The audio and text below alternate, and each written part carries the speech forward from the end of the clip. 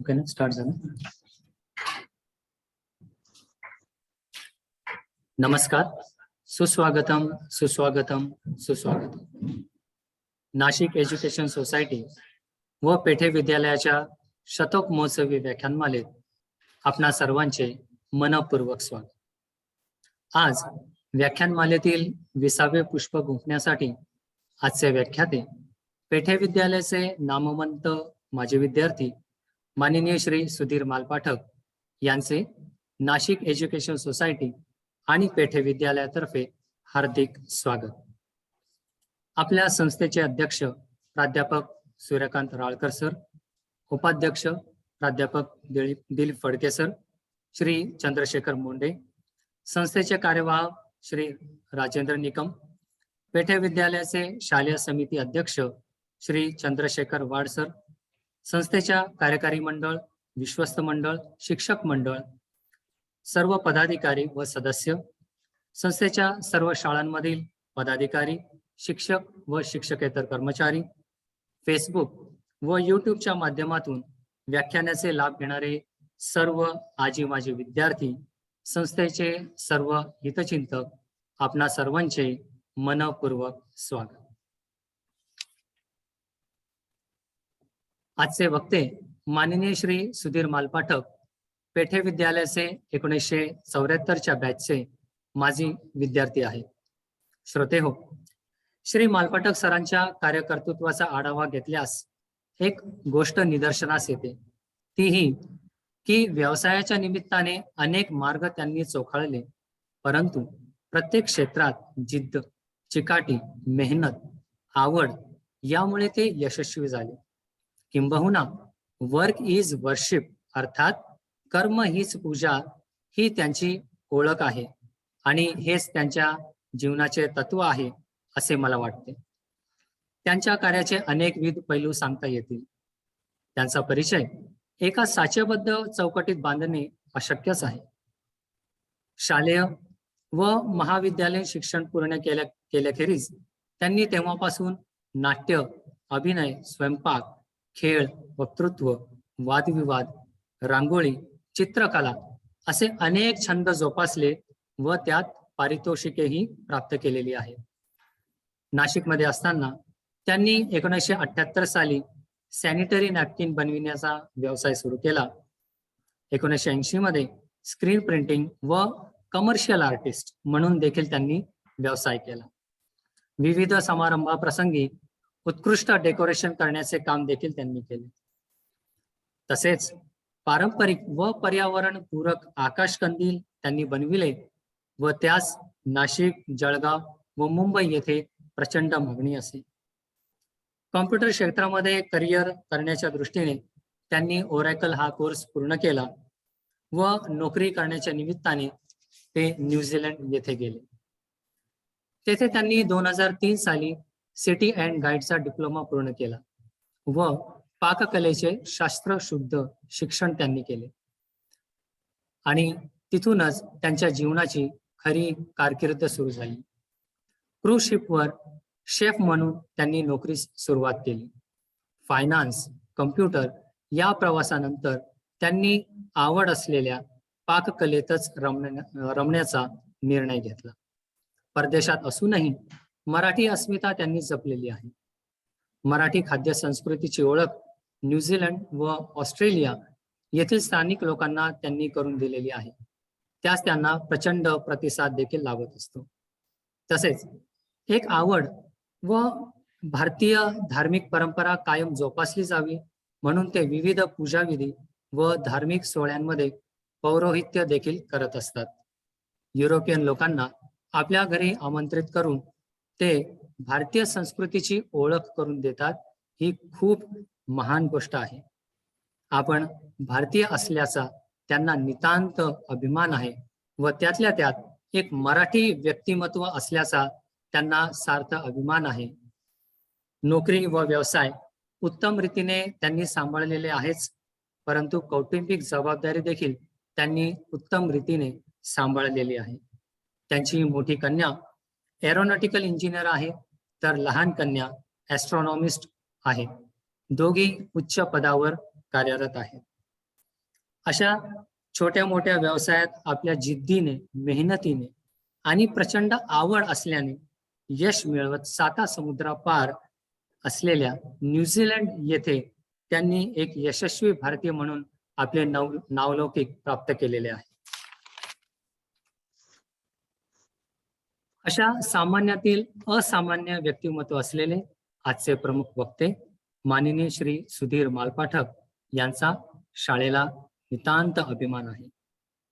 आजच्या व्याख्यान प्रसंगी श्री मालपाठक सर परदेशातील नोकरी आणि व्यवसाय याबद्दल आपले अनुभव आपल्याशी शेअर करणार आहेत. ते न्यूझीलंड येथून ऑनलाईन आपणा सर्वांशी कनेक्ट आहेत. मी पुनश्च एकदा त्यांचे मनपूर्वक स्वागत करतो व त्यांना नम्र विनंती करतो की त्यांनी आपल्या व्याख्यानास प्रारंभ करा. माननीय श्री सुधीर मालपाठक सर.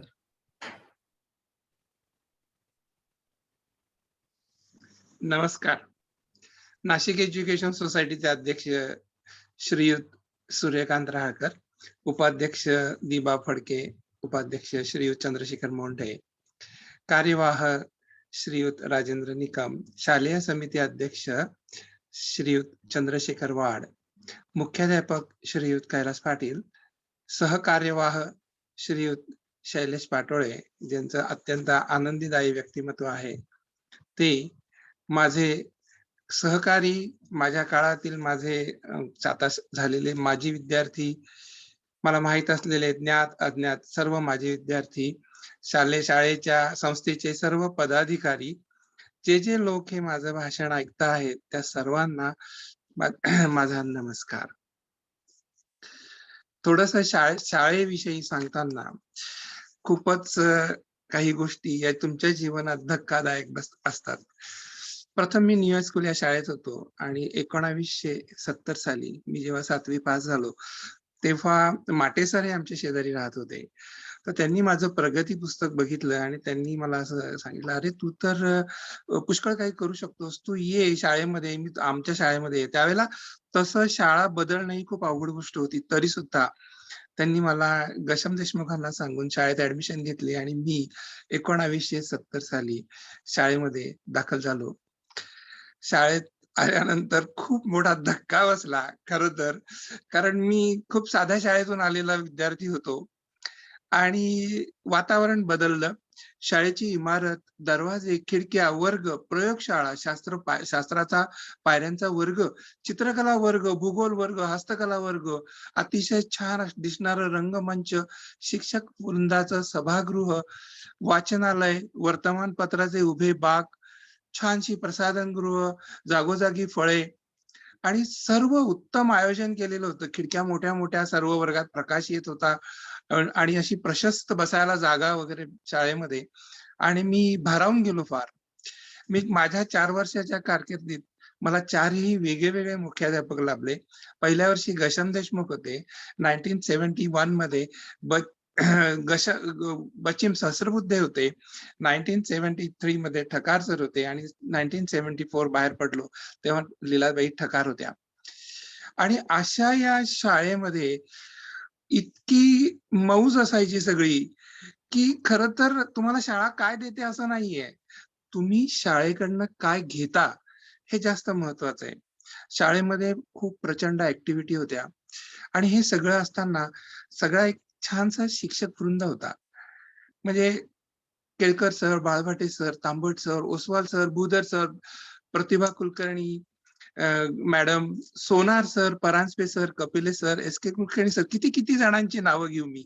आणि ह्या प्रत्येकाचे असे काही विशिष्ट आदर ठरलेले होते.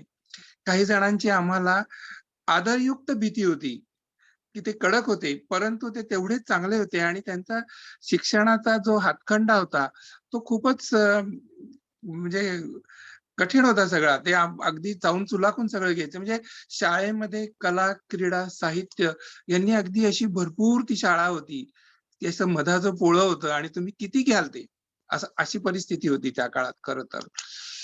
आणि अशा या शाळेमध्ये मी जॉईन झाल्यानंतर जरा थोडा भांबावल्यासारखं झालं माझं, पण प्रत्येक गोष्टीत मी भाग घ्यायचाच असं ठरवलं. आणि शाळेमध्ये गणपती उत्सव असायचा. तर मग त्या गणपती बसवायच्या दिवशी शाळेत आवर्जून यायचं. गणपती विसर्जनाची मिरवणूक असायची.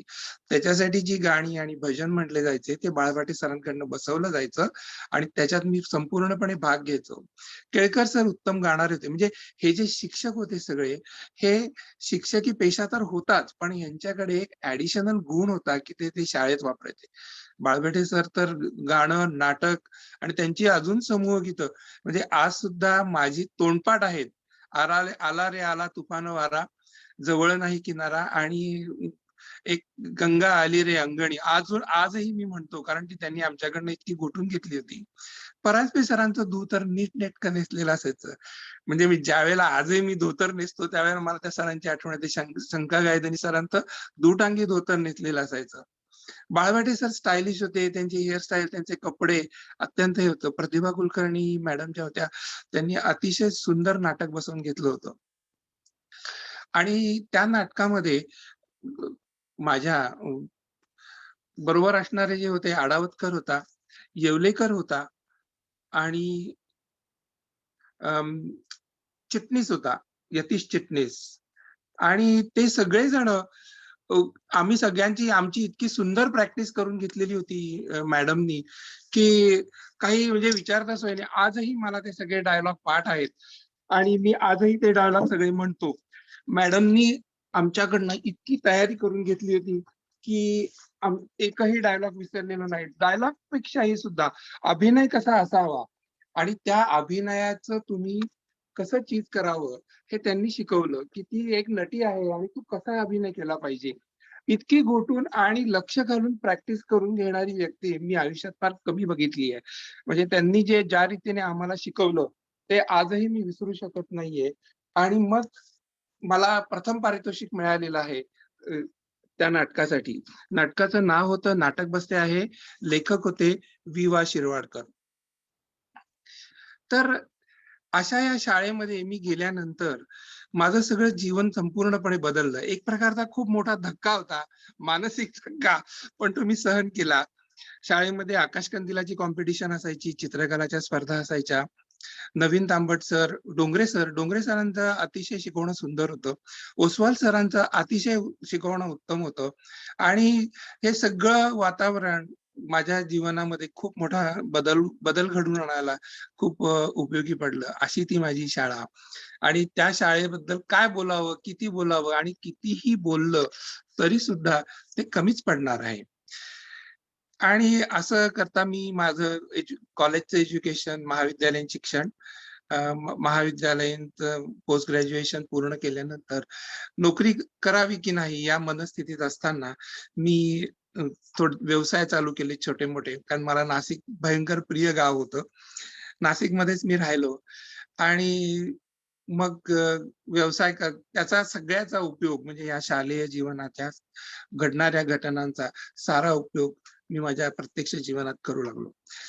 आणि माझ्यामध्ये पेठे हायस्कूलमध्ये सगळ्यात मोठा झालेला बदल एका वाक्यात सांगायचं म्हणजे आमच्या वेळेस त्यावेळेस शाळेमध्ये एक मुलगा होता आणि त्याचं अतिशय उत्तम असायचं वक्तृत्व आणि त्यामुळे पहिला शब्द मी जो माझा सुधारला, तर तो होता अ, मी वक्तृत्व म्हणायचो न्यूयॉर्कमध्ये असताना आणि मग सुधीर मालपाट वक्तृत्व म्हणू लागले. आणि त्या मुलाचं नाव संजय होतं आणि अतिशय उत्तम वक्ता होता तो. म्हणजे त्या अजूनही मी त्याला विसरलेलो नाहीये. तर अशा रीतीने माझं जीवन चालू होतं. विवाह झाला होता, 2 मुलं झाली होती. पण परदेशी जाण्याचा विचार होता पहिल्यापासून. परंतु परदेशी जाणं ही खूप अवघड गोष्ट आहे आणि त्यावेळेस तरी होती. भारतातून बाहेर पडणं हे खूप कठीण आहे आणि त्याला खूप पैसा लागतो. तोपर्यंत माझं वय 36शी ला आलेलं होतं. तर तो जो पैसा लागतो, तो आपल्याकडे नाहीये. मग आपण काय प्रयत्न केले पाहिजेत? पहिली गोष्ट म्हणजे भारतामधली शैक्षणिक, मानसिक परिस्थिती आहे, ती बदलण्याची खूप गरज आहे. सर्व मुलांना असं वाटतं, की आपण इंजिनिअर झालो किंवा डॉक्टर झालो म्हणजे परदेशामध्ये आपल्याला जायला मिळतं. एक परदेशात गेल्यानंतर परदेशी जी लोक आहेत ते असं म्हणत नाहीत तुम्हाला, या या तुम्ही आलात, ही तुम्हाला नोकरी, हा तुम्हाला बंगला, ही तुम्हाला गाडी. ते तुम्हाला मिळवावं लागतं. मग ह्यासाठी तुम्ही तिथे जाऊन काहीतरी एक बेसिक एज्युकेशन घेतलं पाहिजे. म्हणजे असं काही नाहीये, की तुम्ही बी झालात मग एम-एस करायला मी चाललो इंजिनिअर. ह्या ज्या सगळ्या ऐकीव कथा असतात, या सगळ्या म्हणजे यशाच्या कथा असतात. पण त्याच्या मागे जे कष्ट आहेत, ते तसं कोणी सांगत नाही फारसं. मी तुम्हाला जरूर सांगेन. मला काही त्याचं नाहीये. कारण कुठलंही काम करायला कधीही लाज वाटू नये, असं असं माझं पहिल्यापासूनचं धोरण होतं आणि तेच मला माझ्या शाळेने शिकवलेलं होतं, की प्रत्येक गोष्ट करताना ती निगुतीने आणि नीटनेटकेपणानेच केली पाहिजे. असं माझ्या शाळेचं मला शिक्षण होतं. तर तुम्ही बेसिकली तुम्हाला काय आवडतं, म्हणजे तुम्हाला तुमच्यात काय आहे, हे तुम्ही शोधायचं असतं. आपल्याकडे जनरली हे आई-वडील ठरवतात, की आता तू असं कर ना, ही लाईन चांगली. बरं प्रत्येकाचा असा एक समज असतो, की बुवा मला साधारणपणे पैसे मिळवायचेत. मग कुठे पैसे मिळतात? मग हां, या लाईनमध्ये फार पैसे मिळतात बरं का. असं असं नाहीये. तुम्हाला पैसे मिळवताना त्या कामाचा संपूर्णपणे आनंद घेता आला पाहिजे.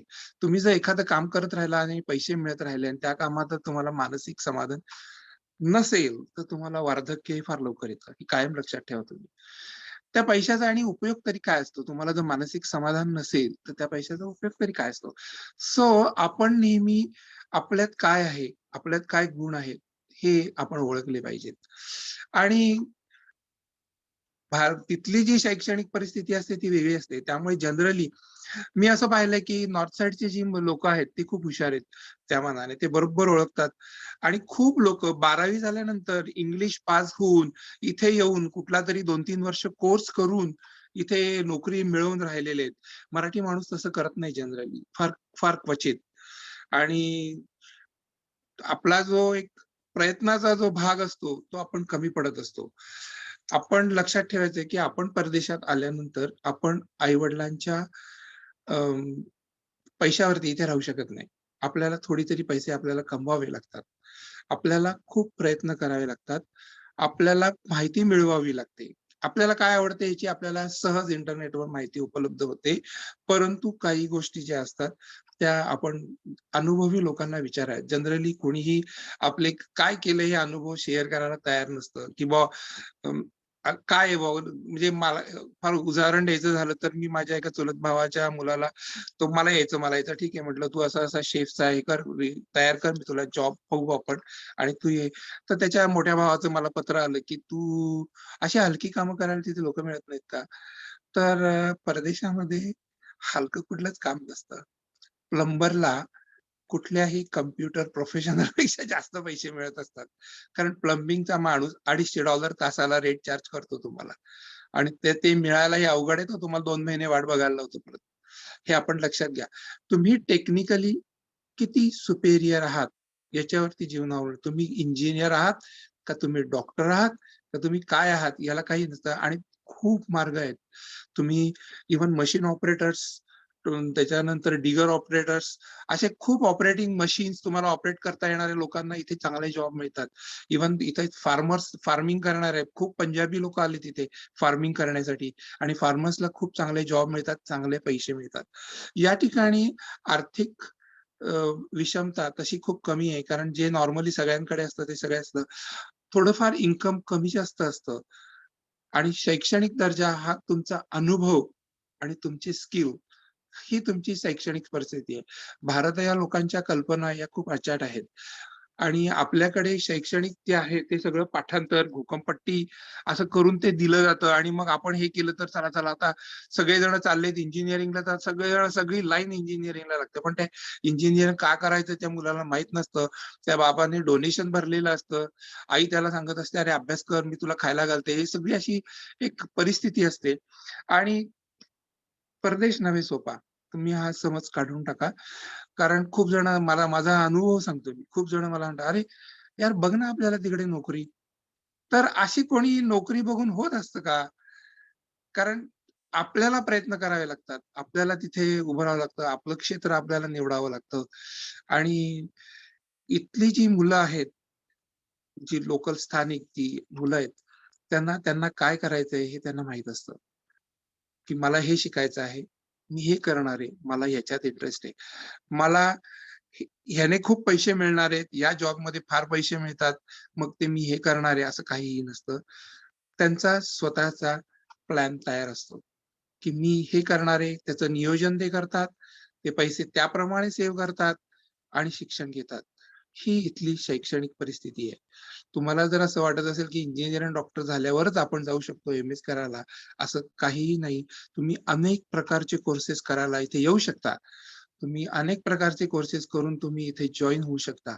फक्त तुझे आहे तुझ्यापाशी शोधून काढा ते काय आहे ते. नाहीतर मग तुम्ही जागा चुकणार. इथे आल्यानंतरची परिस्थिती म्हणजे आपल्याकडे जे नॉर्मली मुलं येतात, तर त्यांना असं ते एक हे असतं की ईझी आहे बुवा सगळं. मग आपल्याला क्लबमध्ये जाऊ आपण, मग आपण हे करू, आपण ते असं काही नसतं. तुम्ही जेव्हा येता, तुम्ही एक स्टुडंट म्हणून आलात किंवा तुम्ही व्यवसायासाठी आलात, तर तुम्हाला सेटअप व्हायला जरा वेळ लागतो. नवा प्रदेश असतो, डॉलरची किंमत खूप असते आणि आपल्या पालकांचे संस्कार. आई आपल्याला कधीही स्वयंपाक करू देत नाही. वडील आपल्याला कधी पायी चालू देत नाही. ते मोटर बाईक घेऊन देतात. क्लासला जायचं असतं, मग त्याला अमकं जायचं असतं. इथे क्लासेस वगैरे काही भानगड नसते. माझ्या मुली इथेच 10वी पास झाल्या आहेत. त्यांना कुठलेही बाहेरचे क्लासेस नव्हते. त्या कधी 10वी पास झाल्या मला कधीच कळलं नाही. त्यांचं शालेय अभ्यास असेल किंवा काही असेल ते सगळं त्यांनी इथंच केलेलं आहे. तर इथं रीडिंग लॉग असतो एक, म्हणजे तुम्ही पुस्तक वाचायचं आणि तुमचं काय मत आहे त्याच्यावरती, त्या वाचलेल्या पुस्तकांच्या ह्याच्यावर ते तुम्ही लिहून काढायचं असतं. आपल्याकडे अशी पद्धत नाहीये. आपल्याकडे हा धड्यातलं पाठ करा, ही उत्तरं, मग ते गाईड आहे, त्या प्रश्नांची उत्तरं ऑटोमॅटिक आलेली असतात. असं इथे काही नसतं. इंग्लिशला टेक्स्टबुक नव्हतं आणि त्या इंग्लिशला तुम्हाला एक विशिष्ट विषय दिला जातो. त्याच्यावरती तुम्ही विचार करायचा. त्याच्यावरती तुम्ही 4 जणांनी बसून डिस्कशन करायचं. तुमचं काय मत आहे? शेक्सपियर असं का म्हणाला असेल किंवा त्याने हे असं का लिहिलं असेल? हे तुम्ही तुमच्या पद्धतीने वर्णन करून सांगायचं. म्हणजे तुमचा शब्दसंग्रह हा चांगला आला पाहिजे. मग याच्यासाठी तुमची स्वतःची मातृभाषा चांगली असेल, तर तुम्ही दुसरी भाषा नव्याने चांगल्या पद्धतीने शिकू शकता. तेव्हा आपली स्वतःची मातृभाषा ही स्वच्छ आणि आपलं त्याच्यावरती प्रभुत्व असलं पाहिजे, हे आपण कायम लक्षात ठेवायचंय. आणि मग आपण बहुभाषिक झालं पाहिजे. आपल्याला बऱ्याच भाषा बोलता आल्या पाहिजेत. मी सुद्धा आता इथे आल्यानंतर काही फिलिपिनो म्हणा किंवा काही दुसऱ्या व्हिएतनामीज आहेत. अशा काही भाषांमध्ये संपर्क करून 4-5 वाक्य बोलून फ्रेंचमध्ये म्हणा, बोलू शकतो. आपण हे सगळं बहुभाषिक कधी होतो, तेव्हा आपली भाषा आपल्याला चांगली येत असेल. पालकांनी मुलांवर भारताच्या संस्कार बदलून टाकावेत. त्यांना घरी प्रसाधनगृह सुद्धा धुवायला लावावीत. त्यांना त्यांचे कपडे धुवायला लावावेत. त्यांना आधार घेण्याची प्रवृत्ती काढून घ्यावी त्यांची. कारण ते नाहीतर मग ते कायमच डिपेंड राहतात आणि मग माझा मुलगा फॉरेनला चाललाय, मग ते अमुक आहे, असं मला विचारायला पालक फोन करतात. त्यावेळेला मला हसू येतं. मी त्यांना सांगायचं, तुम्ही विचारण्यापेक्षा तुमच्या मुलाने मला हे विचारलं पाहिजे, असं माझं मत आहे. म्हणजे तुम्ही हे समजून घ्या, की इथं आल्यानंतरची जी परिस्थिती असते, त्यात तुम्हाला कोणी मदत करणारं नाहीये.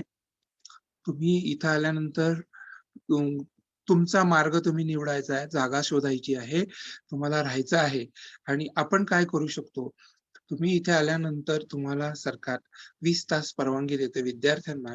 तुम्ही जेव्हा स्टुडंट व्हिसावर असता, त्यावेळी तुम्हाला 20 तास काम करण्याची परवानगी असते. मग ते कुठलंही काम तुम्ही करण्याची तयारी पाहिजे. म्हणजे अगदी जरी ती फरशी पुसायचं असलं, तरी सुद्धा केली पाहिजे.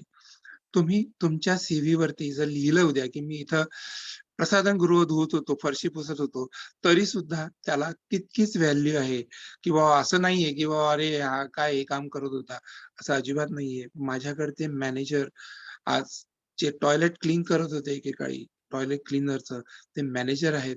का? तर त्यांनी त्यांचे काही अनुभव, त्यांचे काही मतं हे यांना कंपनीला दिलेले आहेत आणि कंपनीला त्याचा फायदा झालेला आहे. म्हणजे तुम्ही विचारी होऊ शकता. तुम्ही त्यांना काय देता याच्यावर तुमची प्रगती ही अवलंबून असते. तेव्हा भारतीय लोकांनी आपल्या मुलांना आपलं काम करण्याची सवय लावली पाहिजे. ज्यावेळेस मी इथे आलो त्यावेळेला मी 6 महिने पोळी करणे, भाजी करणे, माझी घरी, माझं चहा करून घेणे, पटापटा आवरणे, हे सगळ्याची मी प्रॅक्टिस केलेली होती. हे मला माहीत होतं, की तुम्ही इथे आल्यानंतर तुम्हाला काय करावं लागणार आहे. त्यामुळे तुम्ही या सगळ्या गोष्टीचा आढावा घेतला पाहिजे पूर्णपणे. त्याच्यामध्ये मुलांनी त्यांचं इनिशिएटिव्ह घेतलं पाहिजे, पालकांनी नाही. ज्यावेळेला पालक हे सगळं इनिशिएटिव्ह घेतात, त्यावेळेला मुलांना ते आयतं-मायतं सगळं असतं आणि ते आयतं-मायतं जे असतं, तर ते काही ह्याचं उपयोगी नसतं ना. कारण मग मुलांना जर आयतं-मायतं मिळालं, तर ते त्यांचा काहीच म्हणजे त्यांचं योगदान काहीच नाही ना त्याच्यामध्ये. तर तेव्हा आपण ह्या गोष्टींची सवय आपण मुलांना लावली पाहिजे. भारतीय पालकांनी आपले संस्कार हे बदलले पाहिजेत. त्यांची शहरं जी असतात ती थोडीशी वेगळी असतात.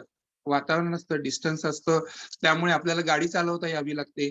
तर मग ती जी सगळी तयारी आहे, ड्रायव्हिंग लायसन आणि याची आपल्याला दूर-दूर कामाला जावं लागतं. म्हणजे आठवड्याभराचा अभ्यास करून आपण शेवटचे 20 तास हे काम करणार आहोत, याची त्यांना जाणीव असली पाहिजे. 20 तास काम करायचं असेल तरी ते आपलं थकलं पाहिजे आणि मग त्या अवेलेबल फंडमध्ये आपण आपलं भागवू शकलो पाहिजे. तर पालकांनी मुलांना ही सवय लावली पाहिजे. आपणच आपली परिस्थिती करून घेतली पाहिजे. या ठिकाणची परिस्थिती अशी आहे, की साधारणपणे 16 वर्षाची मुलं झाली, तर ती घरातनं बाहेर पडतात आणि ते त्यांचं मॅनेज करायला लागतात. सरकार त्यांना मदत करतं, सरकार त्यांना सपोर्ट करतं. इथे आलेल्या विद्यार्थ्यांना सरकार फक्त एवढाच सपोर्ट करतो, की तुम्हाला 20 तास करायला परवानगी आहे. म्हणजे मग आपल्याला तेवढ्या मर्यादा पडतात आणि आपण त्या मर्यादा समजल्या पाहिजेत.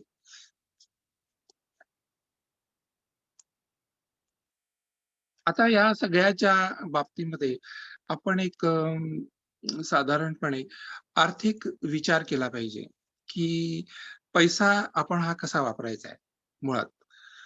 तर मुलांना आपल्या तिथेच पैसे वापरण्याची सवय लावायला पाहिजे. मुलांनी सांगितले, "बाबा ₹200 द्या" आणि ते आपण काढून दिले असं नाहीये. ₹200 काढून दिल्यानंतर त्याने त्याचं काय करायचं आहे, त्याचा हिशोब त्याला ठेवता आला पाहिजे. आपल्याकडे मुलं उडवून टाकतात पैसे. कारण ते त्यांनी कमवलेले नसतात. इथल्या मुलांना आपल्याला हा $100 आठवड्याला मिळणार आहे. मग माझं हे भाडं जाणार आहे. मग माझं हे अमुक होणार आहे. असं हे सगळं ते मुलं प्लॅनिंग करतात. आणि आपल्याला त्यातनं हे पैसे उरवायचेत. म्हणजे माझ्या खाण्यापिण्याचा खर्च हा एवढा झाला पाहिजे. म्हणजे आपल्याला आपल्या खाण्यापिण्याचा आर्थिक विचार हा मुलांना लहानपणापासून रुजवला पाहिजे, की आपण कसं काय मिळणार. इथल्या एका डॉलरला खूप किंमत असते आणि त्या प्रत्येक डॉलरचा आपण आदर करावा लागतो. आणि आपण पैशाचा आदर भारतात नाही जनरली होत. कारण खूप श्रीमंती असली, की त्या लोकांचं वागणं जरा वेगळं असतं. एक उदाहरण म्हणून आणि वानगी दाखल म्हणजे माझ्याबरोबर एक शेफ काम करत होता आणि त्याला कोणीच सांगायचं, की "ए जरा ग्रेग भांडी घासून टाक रे." Okay, okay. "अरे तू हे भांडं चांगलं नाही घासलं." तो म्हणायचा, "हो का? अरे सॉरी यार."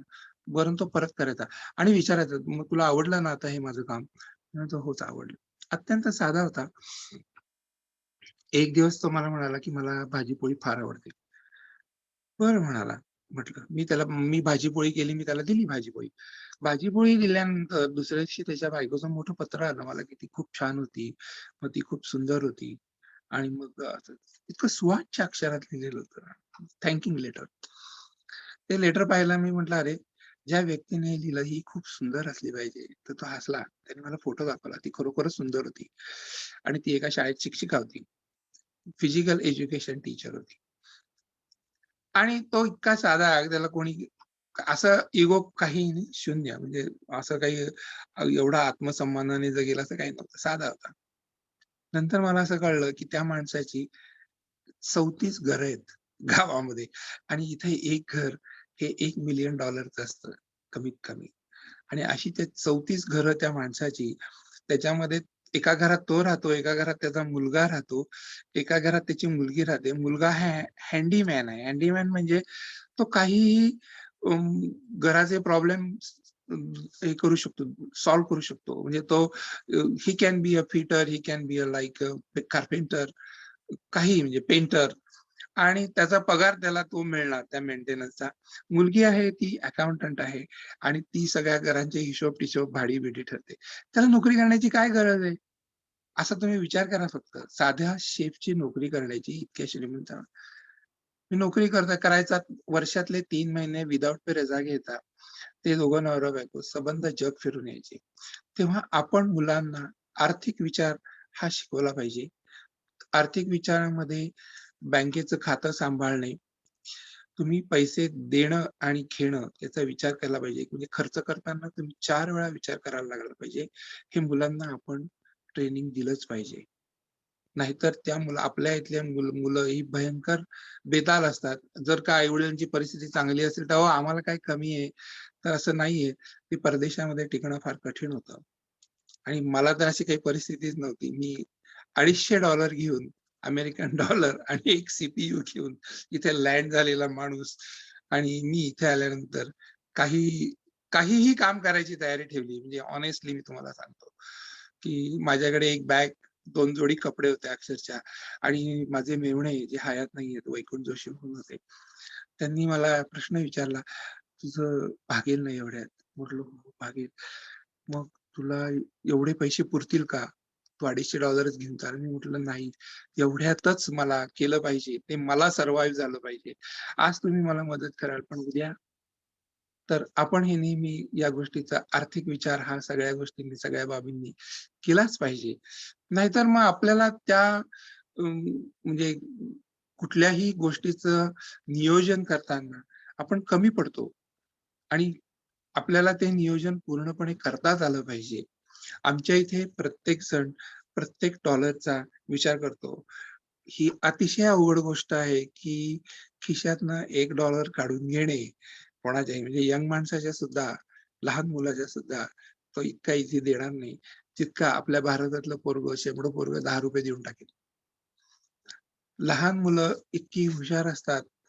त्यांना सर्व प्रकारच्या सूचना दिलेल्या असतात. ते बरोबर रस्ता क्रॉस करतात. ते बरोबर फुटपाथवर चालतात. आपल्याकडे आपण मुलांना समज देत नाही. आपल्याकडे नियम तोडणे हा प्रतिष्ठेचा विषय समजला जातो. तुम्ही बघा, कुठल्याही गोष्टीचं ग्लोरिफिकेशन केलं जातं.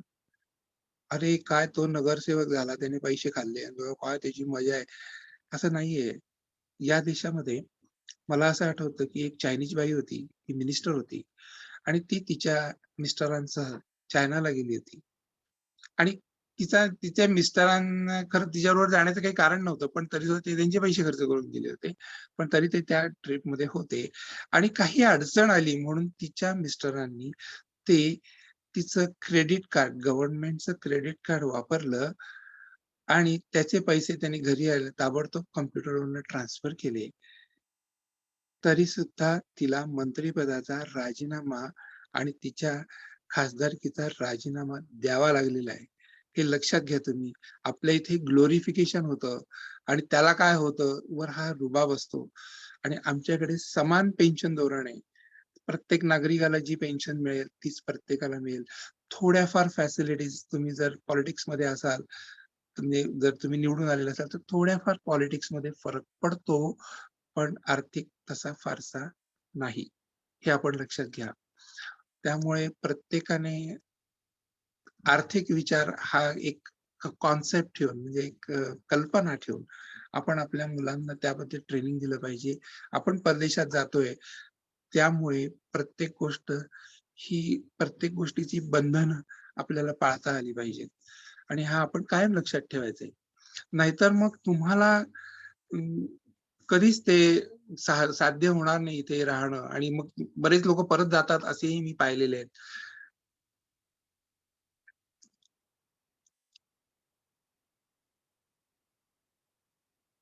आता आपण पुढचा विषय घेऊयात, की नोकरीचा शोध कसा घ्यायचा. या ठिकाणी नोकऱ्या ज्या असतात त्या तुम्हाला इंटरनेटवरती होतात, पण या ठिकाणी गव्हर्नमेंटची ऑफिसेस असतात, एम्प्लॉयमेंट एक्सचेंज सारखी. जर तुम्ही जर इथले नागरिक असाल, आणि तुम्हाला जर इथला पी-आर असेल, पी-आर म्हणजे परमनंट रेसिडेन्स व्हिसा, इथे कायम राहण्यासाठीचा अ, पत्र, हे जर तुमच्याकडे असेल तर तुम्हाला सरकारकडनं खूप फॅसिलिटीज मिळतात. पण ते मिळवायच्या आधी तुम्हाला थोडे कष्ट करावे लागतात. म्हणजे उद्या जर तुमची नोकरी गेली एखाद्या नागरिकाची, तर तुम्हाला सरकार तुमची पुढची नोकरी मिळेपर्यंत तुम्हाला अलाउन्स देते आणि तो अलाउन्स तुम्हाला हेल्प करतो तुमची फॅमिली रन होण्यापुरता. आणि आपण ह्या गोष्टीचा नेहमी असा विचार केला पाहिजे, की आपण इथलं नागरिकत्व मिळवायच्या दृष्टीने प्रयत्नही केलेच पाहिजेत. मग आपण नोकरीचा शोध कसा घेणार?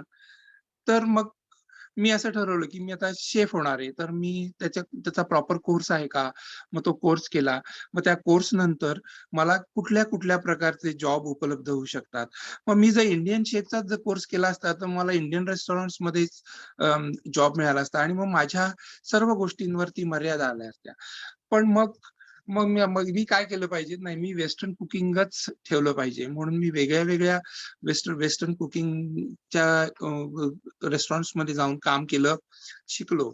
यामध्ये एक गोष्ट तुम्ही लक्षात ठेवा, की ज्यावेळेला तुम्ही एखादी गोष्ट तुम्ही अ, वसा म्हणून स्वीकारता किंवा हे आपल्याला हे करायचं आहे, तेव्हा आपण सगळ्या बाजूने विचार केला पाहिजे. मी ब्राह्मण आणि मी कधीही अंड न खाणारा माणूस.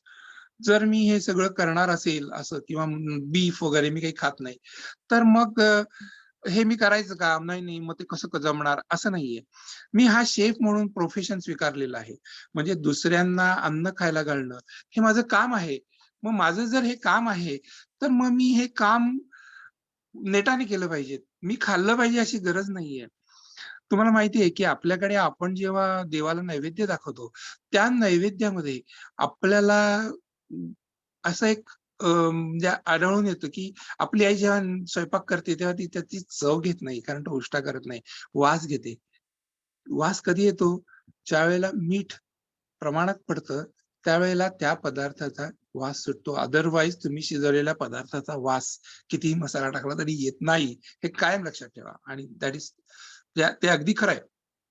तर मग मी ठरवलं, की ठीक आहे, मी याला हात लावला तर माझं काही पाप होणार नाही. परंतु मला एक शेफ म्हणून समोरच्या कस्टमरला सॅटिस्फाय करता आलं पाहिजे. म्हणजे हा जो वसा आहे, मी काय करणार आहे, हे मला माहिती आहे.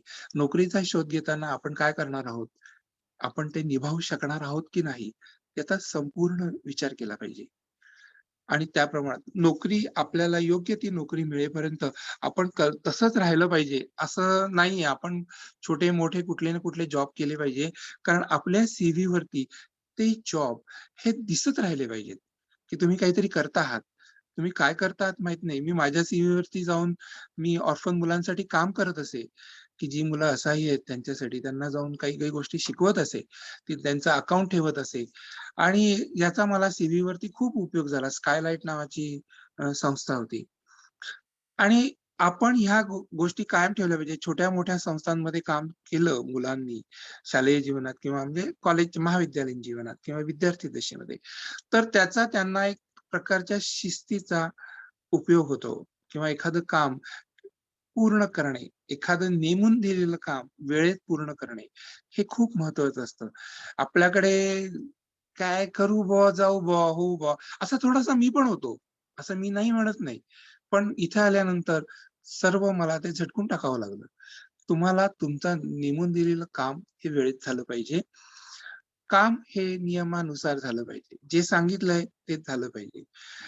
मी अमुक-अमुक सांगितलंय आणि मग मी त्यात एक्स्ट्रा केलंय तसं चालत नाही. त्यांनी सांगितलं नाही असं-असं करायचंय, तर ते करायचंय. काम करून टाकायचं नाहीये. काम करायचं आहे व्यवस्थितपणे. सांगितलंय तसं त्या पद्धतीने. आणि मग असा नोकरीचा शोध करायचा आहे ना, तर तो व्यवस्थित आपला सीव्ही आपणच तयार करायचा आहे. सीव्ही कसा तयार करायचा याची सगळी माहिती नेटवरती असते. आपण स्वतःला कसं प्रेझेंट करायचं आहे, हे आपण ठरवायचं आहे. कारण आपण जर योग्य तऱ्हेने प्रेझेंट केलं नाही, तर आपण सामान्य राहतो. असं जर विचार केला तुम्ही, की हॉलिवूडचे स्टार्स किंवा बॉलिवूडचे स्टार्स, हे काही आपण त्यांच्यापेक्षा काही कमी नाही आहेत ना. आपणही तितकेच चांगले आहोत. पण त्यांना माहिती आहे त्यांच्यात काय आहे आणि तुमच्यासमोर कसं यायचंय आणि म्हणून ते त्या ठिकाणी श्रेष्ठ आहेत. आणि म्हणून आपण ह्या गोष्टीचा विचार केला पाहिजे, की आपण काय करू शकतो साधारणपणे. तर आपल्याला नेमून दिलेलं काम, आपल्या कामाचं नियोजन आणि आपल्या कामावरच्या लोकांशी आपले ठेवलेले संबंध याच्यावरती सगळं तुमचं अवलंबून असतं. या ठिकाणी तुम्हाला खरं बोलावं लागतं. ते तुम्हाला विचारतात, "तुम्ही चोरी केली आहे का?" तुम्ही जर नाही म्हणालात, ठीक आहे. पण त्यांनी ती चौकशी केली आणि तुम्ही जर केलेली असेल रेकॉर्डवरती, तर ते मग तुमची नोकरी जाण्याची शक्यता असते. तुम्ही चोरी केली आहे का? तुम्ही सांगितलं, "हो, मी एकदा केली आहे." ते चौकशी केली, "हो, अरे हा माणूस खरं बोलतो." That's okay.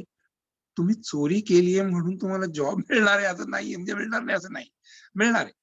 पण तुम्ही किती खरं बोलणार आहात, सत्य किती सांगणार आहात, याच्यावरती ते सगळं अवलंबून असतं. अगदी विचार केला तर.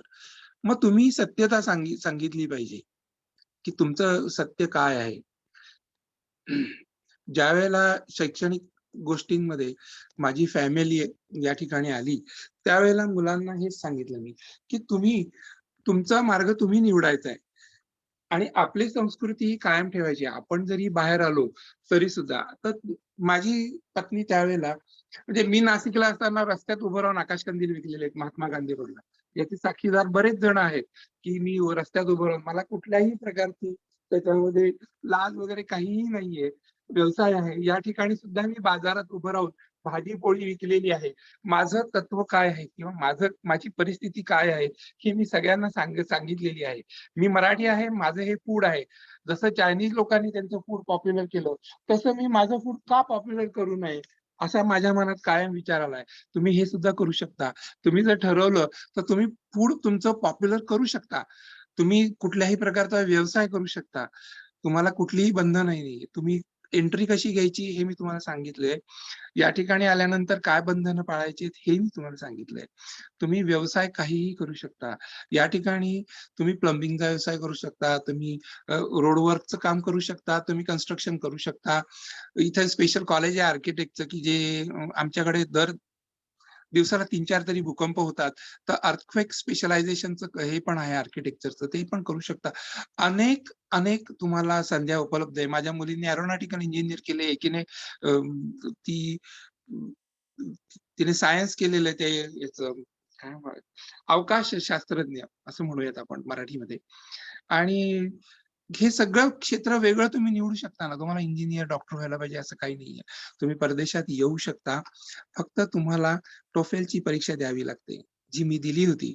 तर तुम्हाला ती ती तुम्ही द्यायची आहे. TOEFLची परीक्षा ही खूप महत्त्वाची असते. तर तुम्ही TOEFLची परीक्षा द्या.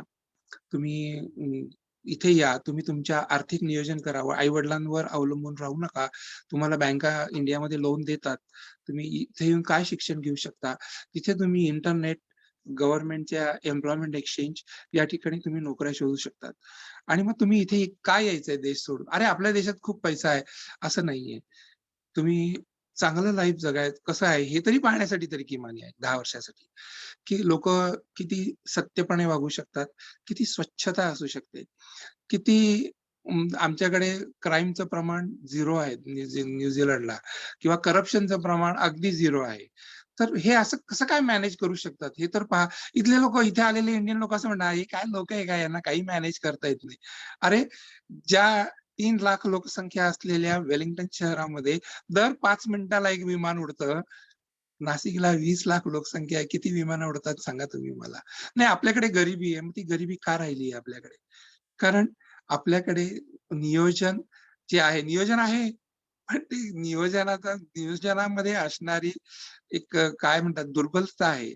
त्यामुळे आपण असे आहोत आणि ते लोकांपर्यंत पोहोचत नाही. नाहीतर आज आपण इमारतनं या लोकांपेक्षा खूप पुढे गेलो असतो. भारतीय जनता ही अतिशय हुशार आणि विद्वान आहे. बाहेरच्या लोकांना तुमचा नितांत आदर आहे.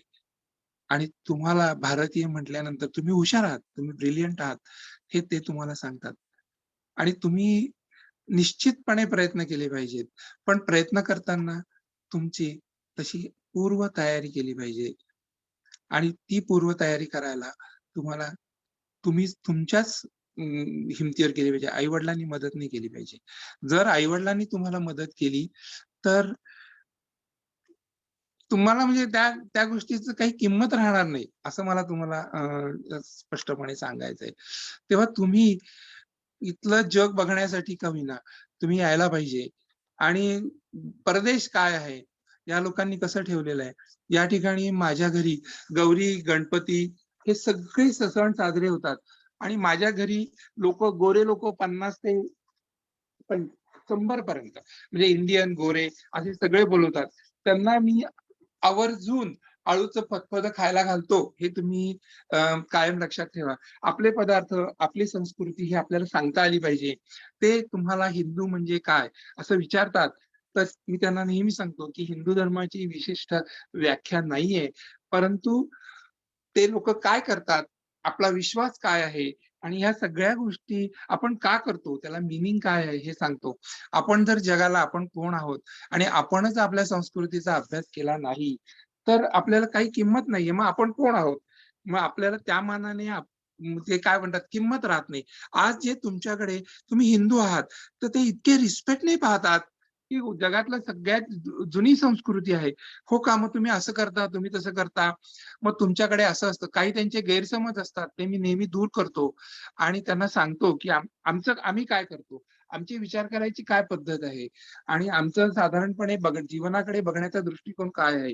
आपण थोडेसे आजकालच्या ह्याच्यामध्ये म्हणायचं झालं, तर आपण ना थोडेसे अ, अजागळ आहोत किंवा आपल्याला स्वच्छतेची एवढी आवड नाहीये. तेव्हा आपण ती गोष्ट बदलली पाहिजे, असं माझं फार प्रामाणिक मत आहे. आपण जर चॉकलेट खाल्लं सहज, तर आपण रस्त्यामध्ये तो कचरा टाकून देतो, असा माझा स्वतःचा अनुभव आहे. असं मी केलेलं आहे आणि माझ्या बॉसने माझ्या देखत ते चिपाट उचलून ते खिशात घातलंय आणि तो म्हणाला, "अरे कचऱ्याचा डबा खाली आहे" म्हणून. तर मला तुम्हाला असं सांगायचंय, की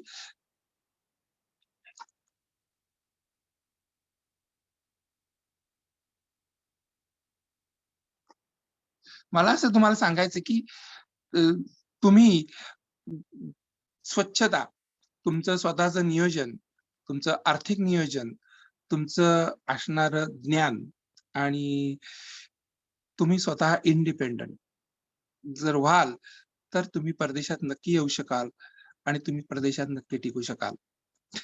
जर कोणालाही माझ्या शाळेकडे माझे सगळे डिटेल्स आहेत.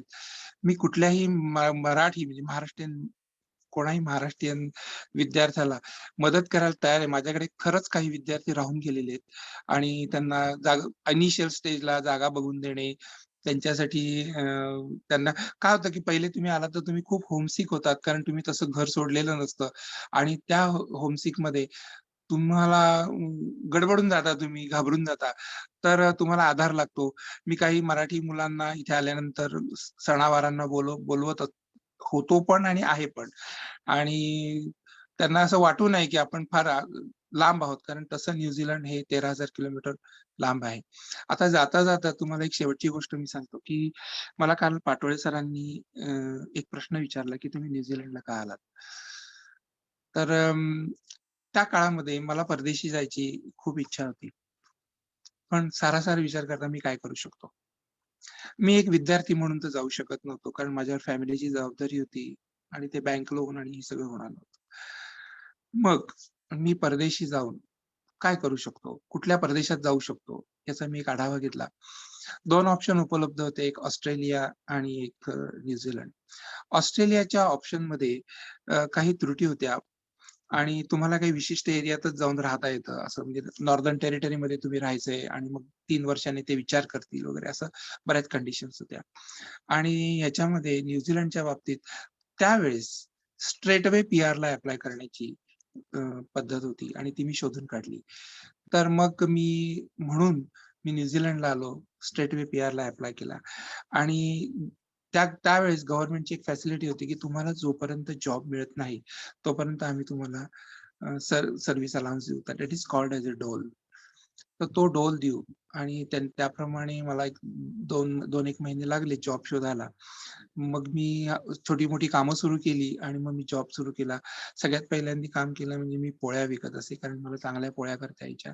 लोकं येऊन घरी 25 पोळ्या, 50 पोळ्या घेऊन जात असत. त्यामुळे मला माझे पैसे किंवा कॉम्प्युटर, माझे आणखीन काही खर्च असायचे. मी पहिले वर्षभर गाडी घेतलेली नाहीये. मी खूप पायी फिरायचो. हॉनेस्टली सांगतो. मी स्टेडियममध्ये कॅशियरचं काम करायचो. ज्यावेळेला इव्हेंट असेल त्यावेळेला जाऊन. मी रेल्वेमध्ये टीसीचं काम केलेलं आहे. मी अ, काही ठिकाणी सिनेमा हॉलमध्ये जाऊन याचं काम केलेलं आहे. तिकीट चेकर ते हिंदी सिनेमासाठी. कारण एक गृहस्थ होते, ते हिंदी सिनेमा मागवायचे आणि मग ते माझी हेल्प करशील का? हो, मी जाऊन करायचो. मी पडेल ते काम केलेलं आहे आणि मला कुठल्याही कामाची आज सुद्धा लाज नाही. हे मी इथल्याच लोकांकडून शिकलोय. माझा बॉस, माझं घर शिफ्ट करायचं होतं, तर माझा बॉस आला होता आणि त्याने डोक्यावर सामान माझं वाहिलेलं आहे. का? तर हे संबंध म्हणून. तर तुम्ही असं समजू नका, की परदेशी लोकं ही फार आपमतलबी असतात. They are helpful also. ते नक्कीच हेल्पफुल आहेत आणि आपण कसे आहोत याच्यावरती जग अवलंबून असतं. भारतीयांबद्दल अनंत मान आणि प्रतिष्ठा आहे, हे आपण कायम लक्षात ठेवायचं. ती धुळीस मिळू नये याची काळजी आपणच घ्यायची आहे. आपण खोटं बोलायचं नाहीये. आपण कुठल्याही प्रकारे चोरी, लांडी-लबाडी करायची नाहीये. आणि आपण सत्यपणे, तुम्ही जर सत्यपणे वागलात, तुम्हाला इथे सर्व सत्यपणे मिळेल आणि काहीही तुम्हाला प्रश्न येणार नाहीत. माझ्या मुली आज चांगल्या सेटल झाल्या. त्यांना मी कुठल्याही प्रकारची मदत केलेली नाही. त्यांनी लोन एज्युकेशन घेतलेलं आहे. त्यांनी त्यांचं घर बांधली, ती त्यांनी ते घेतली. त्याचे डिपॉझिटचे पैसे सुद्धा मी दिलेले नाहीयेत. त्यांनी नोकरी करून ते गोळा करावेत आणि त्यांनी घ्यावं. सो ती हार्डशिप जी आहे, म्हणजे तो जो एक कठीण काळ आहे, त्यातनं जो माणूस पास होतो, तो नक्कीच यशस्वी होतो. यात काहीच शंका नाहीये. अ, काही पदाधिकाऱ्यांना मला काही विचारायचंय का? सर धन्यवाद. श्रोते हो, आजच्या या व्याख्यान प्रसंगी, त्याला खरं तर मी व्याख्यान असं नाव नाही देणार, परंतु परदेशात जाताना ज्या अनेक प्रकारच्या शंका आपल्या मनामध्ये असतात, त्या शंकांना खऱ्या अर्थाने स्वतःच्या अनुभवाने मालपाटक सरांनी अतिशय समर्पक अशा पद्धतीने आपल्याला माहिती दिलेली आहे. म्हणजे खरं तर हे भारतीय तरुणांना परदेशामध्ये जर सेटल व्हायची इच्छा असेल, तर एक प्रकारचा अतिशय चांगल्या प्रकारचा कोर्स वर्क त्यांनी आजच्या या व्याख्यानामधून आपल्या सर्वांच्या समोर ठेवलेला आहे, असं मला निश्चितपणे जाणवतं. शाळेबद्दल त्यांनी सांगितलेल्या आठवणी खरोखरच हृदय अशा आठवणी आहेत.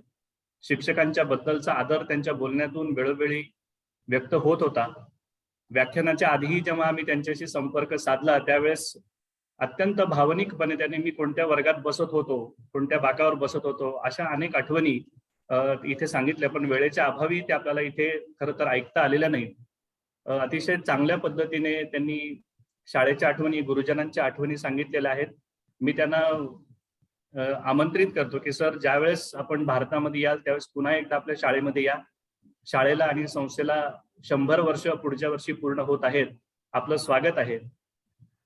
त्यांच्या बोलण्यामधून 2 गोष्टी मला प्रकर्षाने जाणवल्या, त्या म्हणजे ह्या की भारतीय लोक आणि भारतीय संस्कृती परंपरा यांच्याबद्दल मालपाटक सरांना नितांत आदर आणि प्रेम आहे.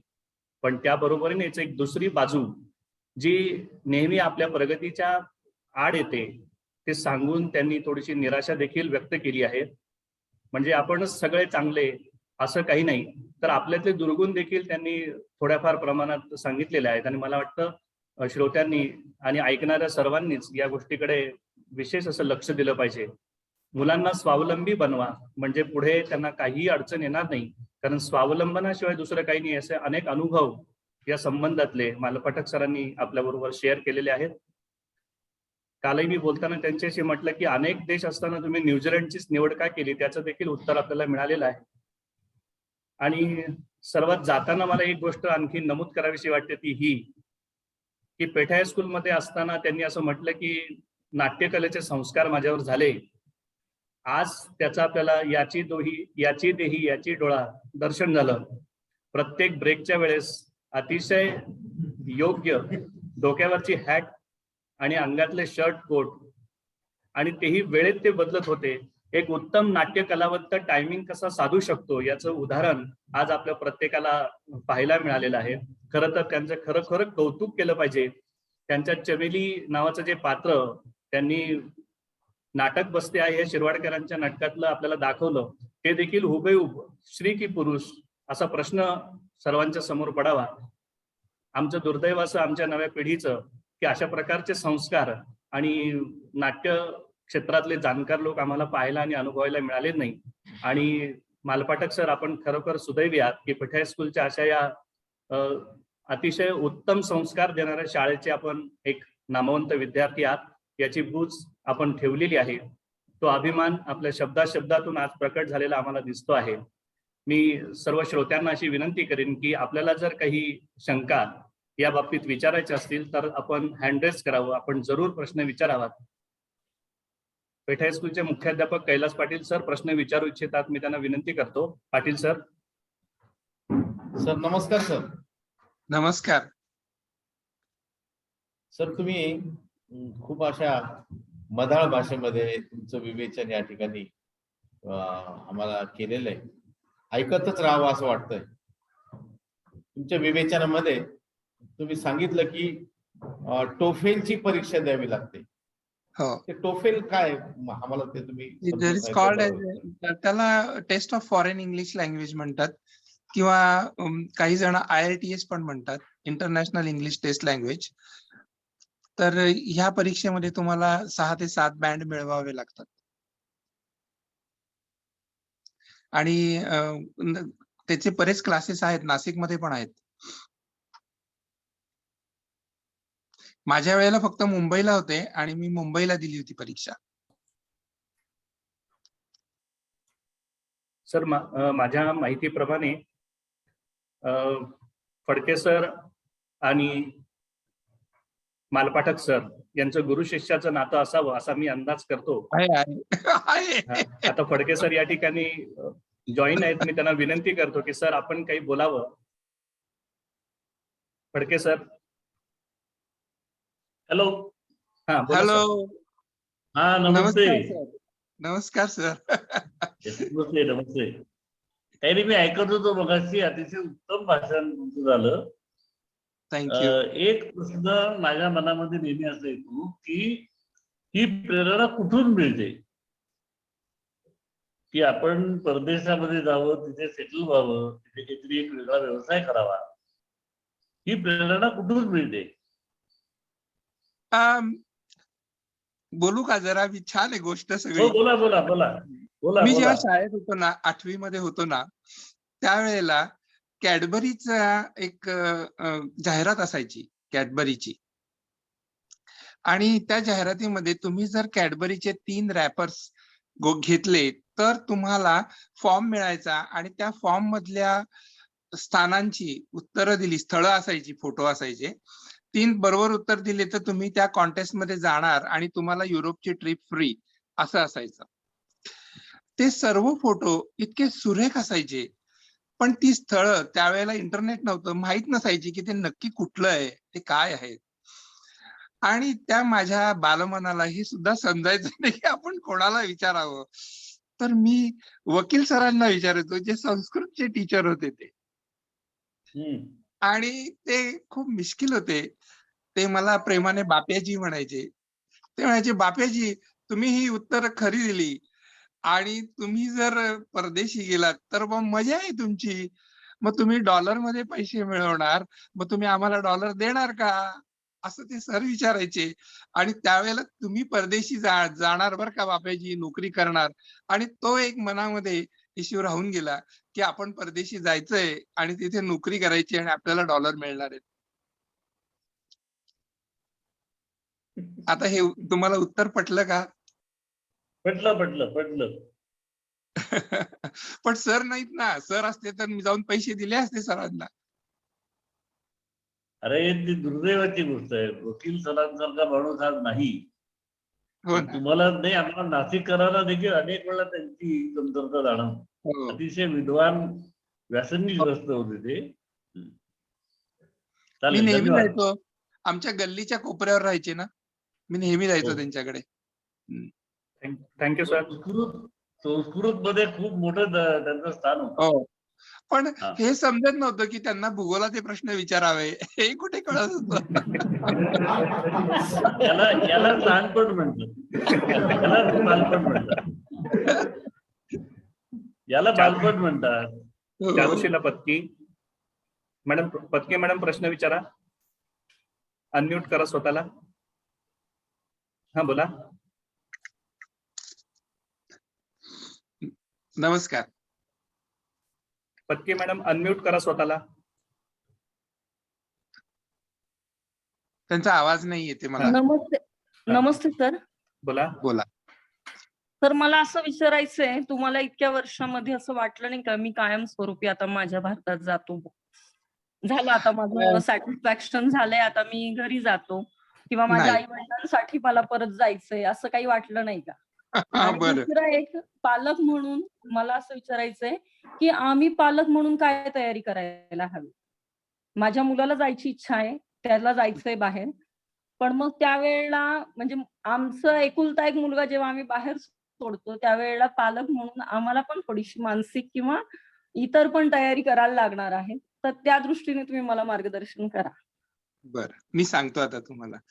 मी माझ्या आई वडिलांचा एकुलता एक मुलगा होतो. माझी आई आता एक 4 वर्षापूर्वी 90 वर्षाची होऊन गेली. ती माझ्याकडे इथे येऊन गेलीये, इथे राहून गेलीये ती माझ्याकडे. तिने भयंकर स्वतःला कठीण करून घेतलं होतं. तिने सांगितलं होतं की तुझ्या भल्यासाठी तू कुठेही जा. आणि ती स्वतंत्र राहत होती. ती मरण्याच्या आदल्या दिवशीपर्यंत ती धुणं, भांडे, स्वयंपाक, झाड लोट सगळं करत होती.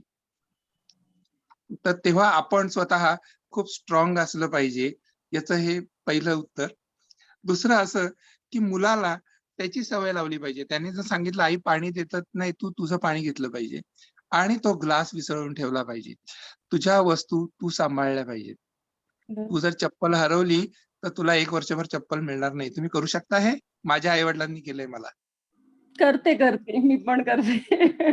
तुझं पान तू वाढून घ्यायचं, तुझं ताट तू उचलून ठेवायचं, विसळून ठेवायचं, नुसतं नाही.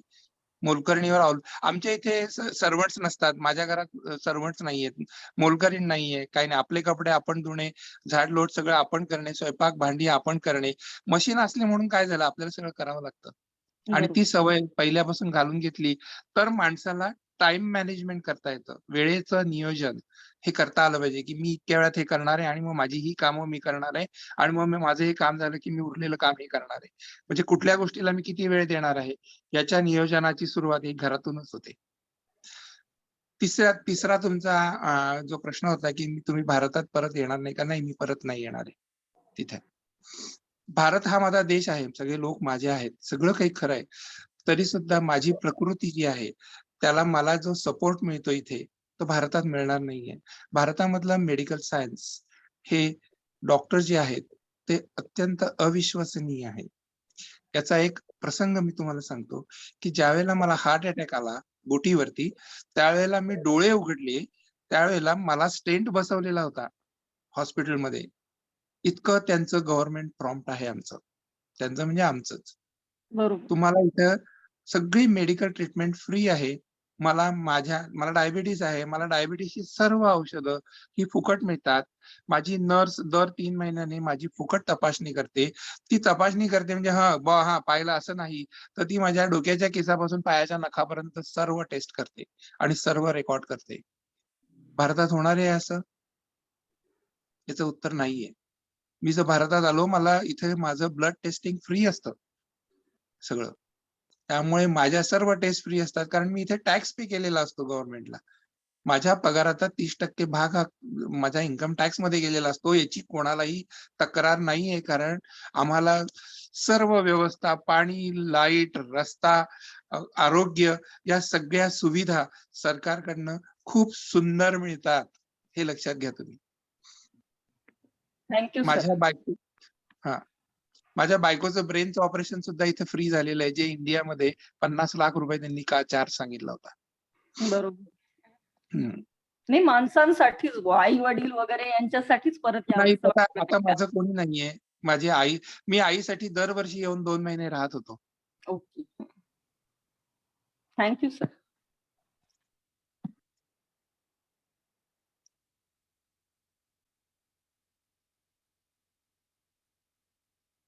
आणखीन कोणाला विचारायचंय काही?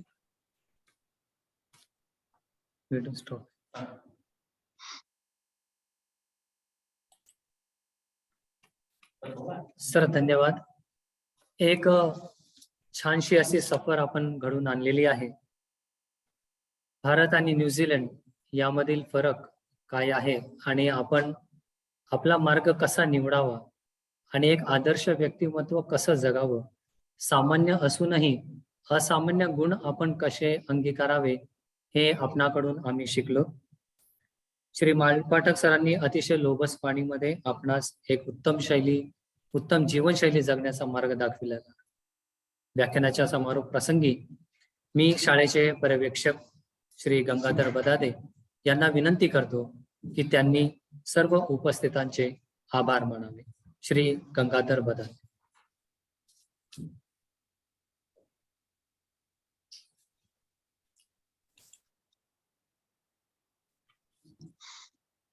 नमस्कार.